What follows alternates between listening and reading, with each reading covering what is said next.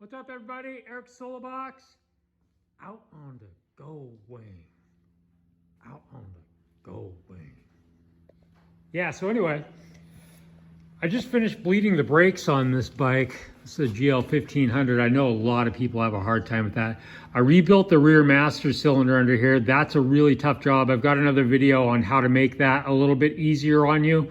But one thing I've seen a lot of problems with for people is bleeding this brake system. It's a linked system, which means the back and the front are linked together. So you've got lines going to both ends of the bike. The main thing to getting this bled correctly is to make sure you get as much fluid through those lines before you begin to bleed it. Get as much fluid into the line as to what you can. And the way to do that is basically I topped up the reservoir and then I sit here at the pedal and I'm just tapping and tapping and tapping and tapping and keeping an eye on my fluid level. And I probably filled that thing up at least like 3 or 4 times, at least, maybe even 5 times before I even began to think about trying to bleed the air out of the system.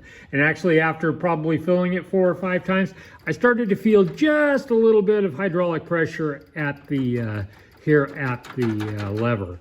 And so another little tip is you can push this lever down and there's a nice little pocket down here where you can pick out just the right size socket and stuff it in there. I had this off. I removed it and got it out of the way, but you can stick a socket in there. So basically you push it down to where you've got hydraulic pressure, shove the socket in there, and then go to do the front wheel first, bleed it at the nipple, come back around after you close the nipple, pump it back up, shove the socket in there, do it a couple of times.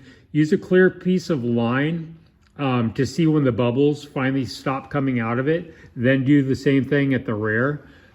It's really easy to do. And actually, when I had this all the way apart and I filled this up the first time, I held this all the way down and just watched and waited. And I saw lots of burping action coming out of this before I even got started on it. But bleeding this brake system isn't really that tough. The main thing is just real quick little pumps like this, and then just keep an eye. It'll move really slowly as it's draining down and using up that fluid. Just keep doing it. Keep doing it. And when it won't take any more, then bleed the air out of the system. Eric Solobox, talk to y'all later.